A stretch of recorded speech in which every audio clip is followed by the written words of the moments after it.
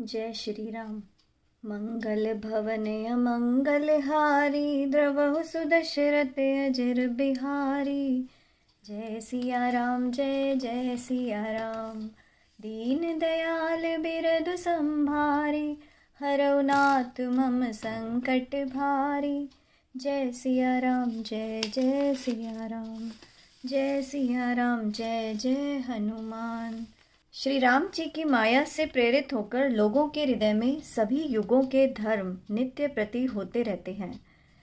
शुद्ध सत्वगुण, समता, विज्ञान और मन का प्रसन्न होना, इसे सतयुग का प्रभाव ही मानना चाहिए।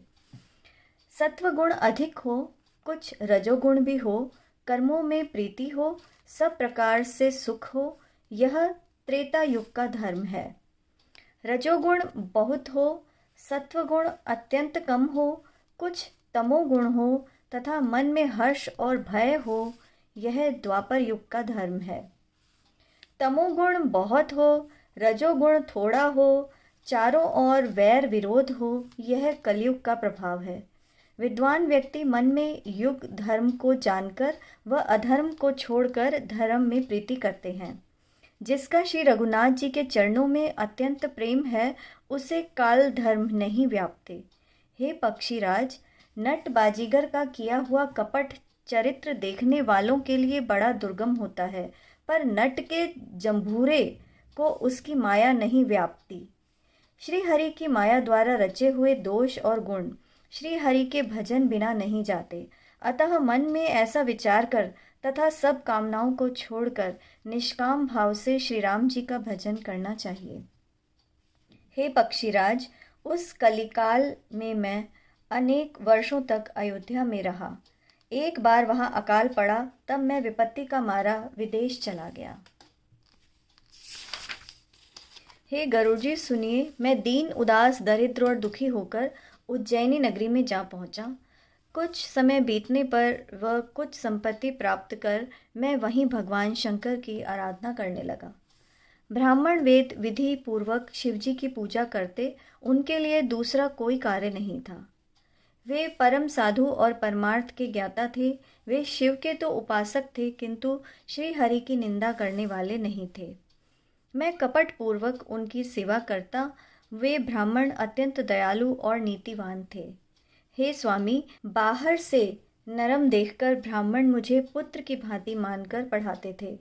उन ब्राह्मण श्रेष्ठ ने मुझे शिवजी का मंत्र दिया और अनेक प्रकार के उपदेश भी दिए। मैं शिवजी के मंदिर में जाकर मंत्र का जप करने लगा। मेरे हृदय में अहंकार बढ़ गया। मैं दुष्ट, नीच जाति और पापमयी मलिन बुद्धि वाला मोहवश श्री हरि के भक्तों और द्विजों को देखते ही क्रोधित हो उठता और विष्णु भगवान से द्रोह करता था। मेरा आचरण देखकर गुरुजी दुखी थे। वे मुझे नित्य ही भली भांति समझाते, पर मैं कुछ भी नहीं समझता। उल्टे मुझे क्रोध उत्पन्न होता। क्या दंभी को कभी नीति अच्छी लगती है? एक बार गुरुजी ने मुझे बुलाया और अनेक प्रकार से परमार्थ नीति की शिक्षा देकर बताया। शिवजी की सेवा का फल यही है कि श्री राम के चरणों में प्रगाढ़ भक्ति हो। हे तात, शिवजी और ब्रह्मा जी भी श्री राम जी को भजते हैं, फिर नीच मनुष्य की तो बात ही क्या है। ब्रह्मा जी और शिवजी भी जिनके चरणों के प्रेमी हैं, अरे अभागे, उनसे द्रोह करके तू सुख प्राप्त करना चाहता है। गुरु जी ने शिवजी को हरि का सेवक कहा। हे पक्षीराज, यह सुनकर मेरा हृदय जल उठा। मैं नीच जाति का विद्या प्राप्त कर दूध पिलाने पर सांप की भांति हो गया। अभिमानी, कुटिल, अभागन और कुजाति मैं दिन रात गुरुजी से द्रोह करता।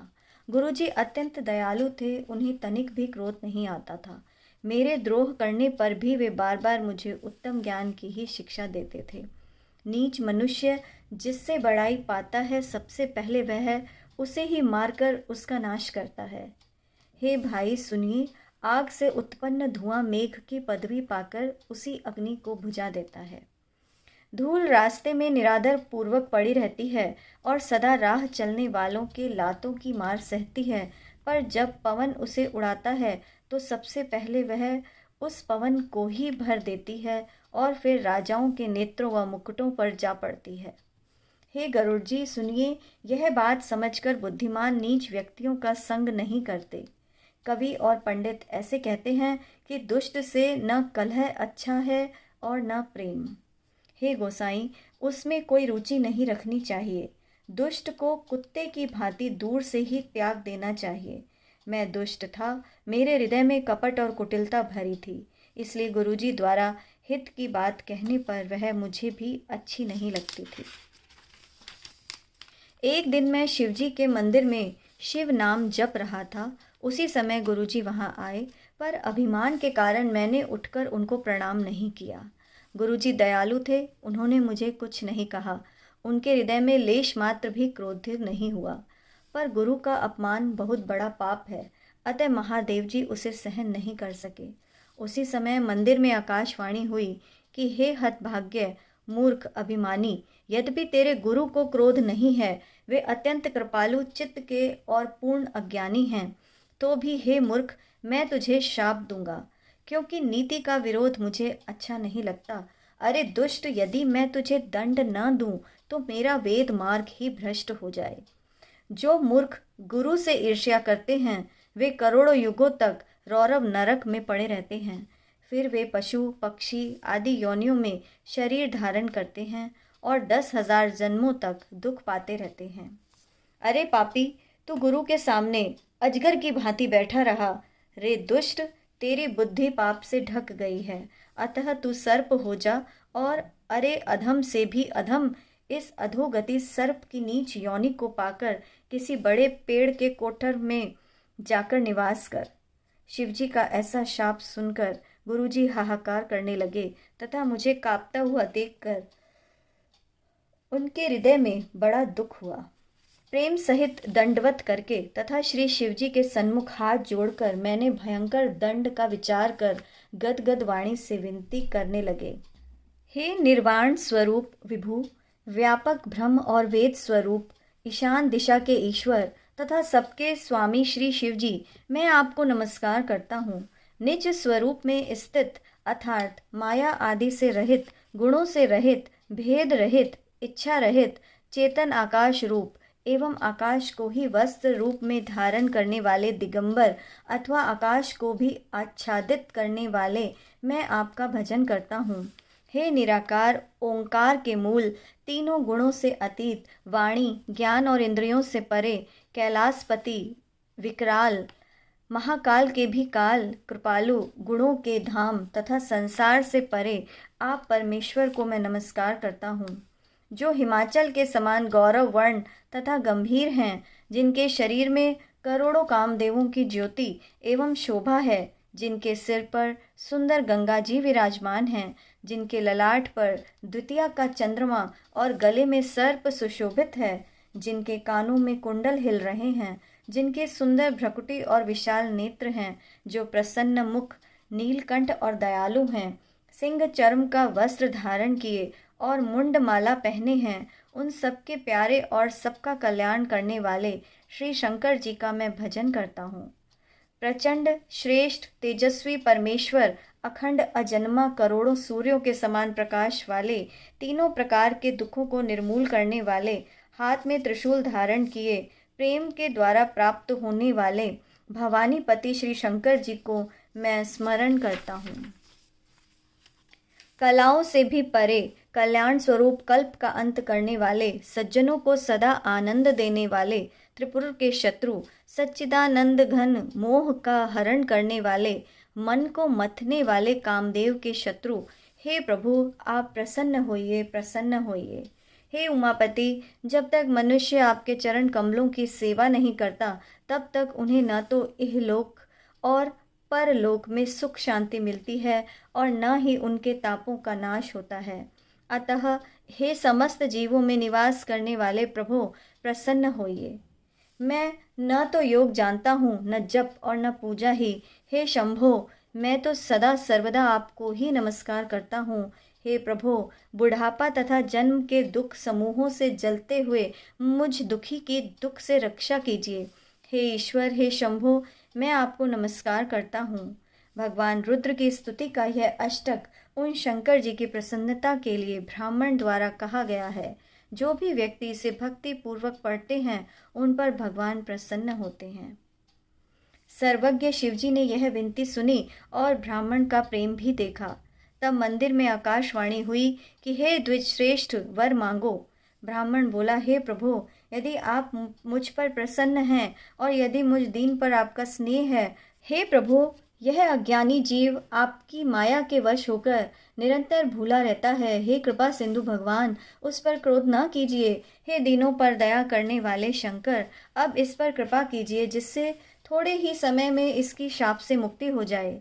हे कृपा निधान, अब वही कीजिए जिससे इसका कल्याण हो। दूसरे के हित के लिए ब्राह्मण की वाणी सुनकर फिर आकाशवाणी हुई, एव मस्तु, यदि इसने भयानक पाप किया है और मैंने भी क्रोध करके इसे शाप दिया है, तथापि तुम्हारी सज्जनता देखकर मैं इस पर विशेष कृपा करूंगा। हे द्विज, क्षमाशील एवं परोपकारी व्यक्ति मुझे वैसे ही प्रिय हैं जैसे श्री रामचंद्र जी। हे द्विज, मेरा शाप व्यर्थ नहीं जाएगा, इससे अवश्य ही 1000 जन्म मिलेंगे, परंतु जन्मने और मरने में जो दुसह दुख होता है वह दुख इसे तनिक भी कष्ट नहीं देगा तथा किसी भी जन्म में इसका ज्ञान नहीं मिटेगा। हे शूद्र, यह मेरा प्रामाणिक वचन सुन। तेरा जन्म श्री रघुनाथ जी की पुरी अर्थात अवधपुरी में हुआ है। फिर तूने मन लगाकर मेरी सेवा भी की है। पुरी के प्रभाव और मेरी कृपा से तेरे हृदय में राम भक्ति उत्पन्न होगी। हे भाई, अब मेरा सत्य वचन सुन। द्विजों की सेवा ही भगवान को प्रसन्न करने वाला व्रत है। अब कभी ब्राह्मण का अपमान न करना, संतों को भगवान के समान ही समझना।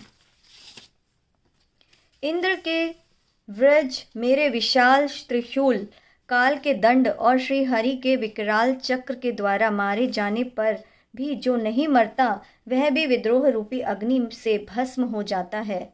मन में ऐसा समझ लेना, फिर तुम्हारे लिए संसार में कुछ भी दुर्लभ न रहेगा। मेरा एक और भी आशीर्वाद है कि तुम्हारी सर्वत्र अबाध गति होगी, अर्थात तुम जहाँ जाना चाहोगे वहीं बिना रोक टोक के जा सकोगे। आकाशवाणी के द्वारा शिवजी के वचन सुनकर गुरुजी प्रसन्न होकर ऐसा ही हो कहकर वह मुझे बहुत प्रकार से समझाकर और शिवजी के चरणों को हृदय में धारण कर अपने घर चले गए। काल की प्रेरणा से मैं विंध्याचल में जाकर सर्प बना। फिर कुछ काल बीतने पर बिना कष्ट के ही मैंने वह शरीर त्याग दिया। हे हरिवाहन, मैं जो भी शरीर धारण करता उसे बिना ही परिश्रम किए सुखपूर्वक उसी प्रकार त्याग देता जैसे मनुष्य पुराना वस्त्र त्याग देता और नया पहन लेता है। शिवजी ने वेद की मर्यादा की रक्षा की और मुझे कोई क्लेश भी नहीं हुआ। इस प्रकार हे पक्षीराज, मैंने अनेक शरीर धारण किए पर मेरा ज्ञान बना रहा। मंगल भवने अमंगल हारी, द्रवहु सुदशरथ अजर बिहारी। जय सिया राम, जय जय सिया राम। दीन दयाल बिरधु संभारी, हरऊ नाथ मम संकट भारी। जय सिया राम, जय जय सिया राम। जय सिया राम, जय जय हनुमान। जय श्री राम।